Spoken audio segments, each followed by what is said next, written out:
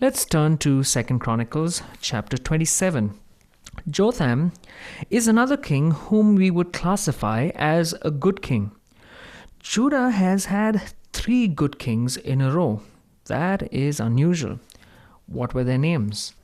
Joash, Amaziah, Uzziah, and now we have Jotham. Verse 1 and 2 of 2 Chronicles chapter 27. Jotham was 25 years old when he became king, and he reigned in Jerusalem 16 years. His mother's name was Jerusha, daughter of Zadok. He did what was right in the eyes of the Lord, just as his father Uzziah had done. But unlike him, he did not enter the temple of the Lord. The people, however, continued their corrupt practices. Something very strange and interesting is said about this man. He didn't enter the temple of the Lord. Why, I guess there is a background for this. Remember when his father Uzziah, he went into the temple, what happened? He became a leper. But of course, he went the wrong way. He intruded into the holy place, and he became a leper. I guess Jotham grew up not being able to play on his father's lap, not being able to see him as often as he wished because he had leprosy. Think a lot of credit would go to Jerusha, daughter of Zadok, who brought up Jotham. You can't help but feel sympathetic toward him. But he set a very bad example for the nation. As a result, the people acted corruptly. They did not turn to God. Here is a man with a tremendous opportunity to lead his people back to God. But he had this hang-up about the past. Perhaps a root of bitterness. His father was made a leper in the temple, and he just didn't want to get into that temple. The past paralyzed Jotham. Now think back. In your own life, you may have instances that have been of great discouragement to you. And because of that, you stop yourself from doing something that was probably right. Yes, the past has paralyzed you. In the life of Jotham, the past experience of his father paralyzed him from not moving in the temple of the Lord. And this set a bad example to the people. But Jotham, however, did do other great things. Verse 3, Jotham rebuilt the upper gate of the temple of the Lord and did extensive work on the wall at the hill of Ophel. Verse 4, he built towns in the Judean hills and forts and towers in the wooded areas. In that day the land was wooded. Today the hills are bare. For the most part, however, trees are being planted now so that more of the land is becoming wooded again. Back in those days, it was a land flowing with milk and honey. Jotham built castles among the trees and the hills. He was indeed a great builder. I guess he is the man who started building subdivisions. Verses 5 and 6. Jotham made war on the king of the Ammonites and conquered them. That year, the Ammonites paid him 100 talents of silver, 10,000 cors of wheat, and 10,000 cors of barley. The Ammonites brought him the same amounts also in the 2nd and 3rd years. Jotham grew powerful because he walked steadfastly before the Lord his God. He kept his nation strong militarily as his father had done, a good architect as well as a good soldier, a good commander. Verses 8 and 9. He was 25 years old when he became king, and he reigned in Jerusalem 16 years. Jotham rested with his fathers and was buried in the city of David, and Ahaz his son succeeded him as king. Only one brief chapter is devoted to the reign of Jotham. Here is a young man who could have been a great king, but a prejudice, a past experience, prevented him and paralyzed him from being the great king that he could be. Dear friend, if there's one lesson from Jotham, don't let the past paralyze you. Move ahead, have faith in God, and you will experience victory. Now let's move on to Ahaz. We knew that sooner or later Judah would get a bad king, and here he is.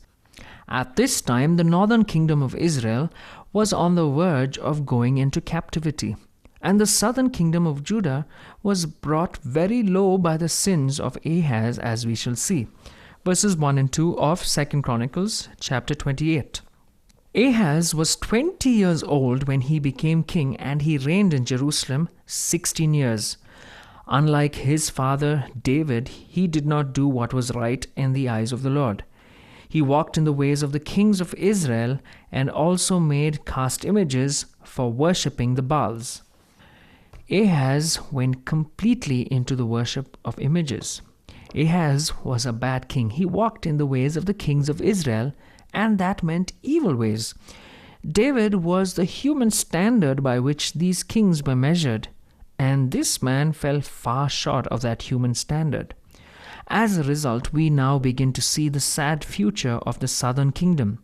The northern kingdom will go into captivity to the Assyrians. God will give many warnings to the southern kingdom, but they likewise will follow into captivity, not to Assyria, but later on to Babylon. Verse 3. He burnt sacrifices in the valley of Ben Hinnom and sacrificed his sons in the fire, following the detestable ways of the nations the Lord had driven out before the Israelites.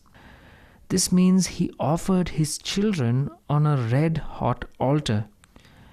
Actually, it was an image that was heated red-hot for human sacrifices. Verse 4. He offered sacrifices and burnt incense at the high places, on the hilltops, under every spreading tree. Ahaz went completely into the worship of images and plunged the southern kingdom into sin. Now let's read verse 5. Therefore the Lord his God handed him over to the king of Aram. The Arameans defeated him and took many of his people as prisoners and brought them to Damascus. As it were, God opens up the doors of his nation, his people, and permits the enemy to come in. Syria comes down, and for the first time the wall is breached into the southern kingdom. There are many who are taken captive. The sad part is that the northern kingdom had joined with Syria in making this attack. And so we find that many who were taken captive actually became captives of Israel in the northern kingdom. Israel took men of Judah into captivity. Verse 6. In one day, Pekah, son of Remaliah, killed 120,000 soldiers in Judah, because Judah had forsaken the Lord, the God of their fathers. This is a very sad plight of the southern kingdom. God permitted this to happen because Ahaz and the people had plunged the nation into all forms of evil. Now you may ask, why does a loving God punish a people, a whole group of people, because of their sins? Can he not forgive? But then you must look on the flip side. Think of the many children who died because of sin.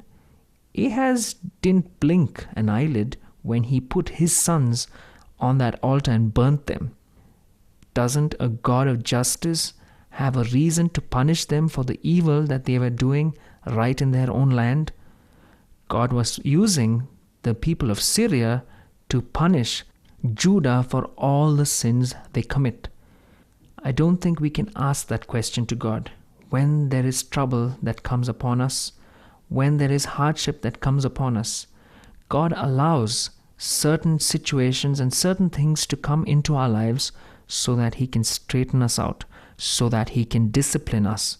God is a holy God. He is a God of justice, and he does things that are right. We should never question God. He can see beyond what we can see.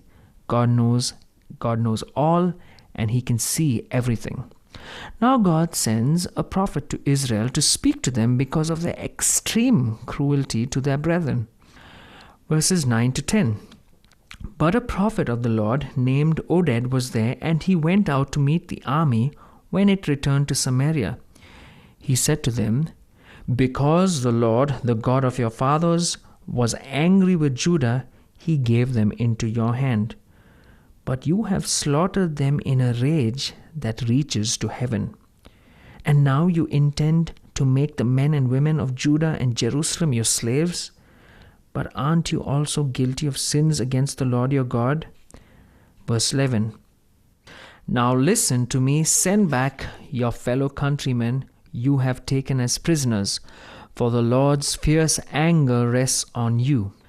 God had expressly forbidden taking their brethren into slavery in Leviticus chapter 25, verses 39 to 40. You can read that later. A group of leaders in the northern kingdom took their stand against enslaving their brethren from the southern kingdom. Let's read from verses 12 onwards.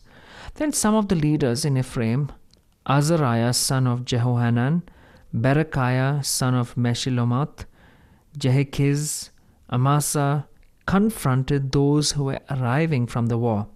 You must not bring these prisoners here, they said, or we will be guilty before the Lord. Do you intend to add to our sin and guilt? For our guilt is already great, and his fierce anger rests on Israel. Now listen to what the soldiers do. Verse 14 to 15. So the soldiers gave up the prisoners and plunder in the presence of the officials and all the assembly. The men designated by name took the prisoners, and from the plunder they clothed all who were naked. They provided them with clothes and sandals, food and drink, and healing balm. All those who were weak they put on donkeys. So they took them back to their fellow countrymen at Jericho, the city of palms, and returned to Samaria. They were able to secure their release and return them to their homes. The people of Judah got back to their homes. That's again simply because of God's grace. God confronted Israel for the wickedness that they had done to their own brethren, and they allowed the people of Judah to get back. The southern kingdom of Judah was in a really sad plight at this time. If it had not been for the fact that God intervened, they would have been almost eliminated as a nation. It did weaken them a great deal and laid them open to further invasion. Verses 16 to 18. At that time, King Ahaz sent to the king of Assyria for help. The Edomites had again come and attacked Judah and carried away prisoners. While the Philistines had raided towns in the foothills and in the Negev of Judah, they captured and occupied Bethshemesh, Ajalon, and Gederoth, as well as Socoh, Timnah, and Gimzo with their surrounding villages. When God removed his protection, it was like opening the floodgates and letting the enemy come in. This was, of course, the result of the nation's sin. Wars are the direct result of sin. In the New Testament, James asks the question in James chapter 4, verses 1 and 2. What causes fights and quarrels among you? Don't they come from your desires that battle within you? You want something but don't get it. You kill and covet, but you cannot have what you want. You quarrel and fight. You do not have because you do not ask God. As long as there is sin in the heart of man, he cannot have peace. He can't have any kind of peace. Peace with God, peace in his own heart, or peace with his fellow man. There must be a settling of the sin question in order to have peace. Yes, we do need to have peace with God. That would give us peace in our own hearts, and ultimately peace with our fellow men. There must be a settling of the sin question in order to have peace. The experience of Judah illustrates this. Because of sin on the part of the people, they do not experience peace. Ahaz makes another big mistake. Instead of turning to God, he gets to turn to Assyria for help. Verses 20 to 21. Tiglath-Pileser, king of Assyria, came to him, but he gave him trouble instead of help. Ahaz took some of the things from the temple of the Lord and from the royal palace, and from the princes, and presented them to the king of Assyria. But that did not help him. Ahaz puts his trust in the king of Assyria. He sends him generous gifts from the wealth of the temple and of the palace. The king of Assyria accepted it, but he never did send any help to Ahaz.